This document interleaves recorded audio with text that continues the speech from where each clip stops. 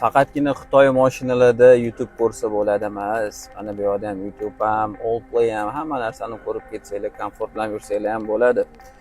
Bunaqa mashinada yurish uchun nima kerak? Maybach sotib olish kerakmi? Yo'q. BMW ni любители bo'lsangiz, BMW 7 полный full versiyasini olsangiz, aynan mana shunaqa komfortda yursangiz bo'ladi.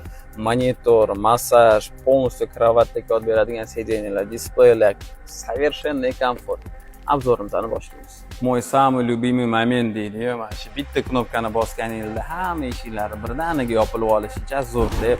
Assalomu alaykum hurmatli obunachilarimiz. Bizda bugun obzorda 760 полный full, motori ham katta.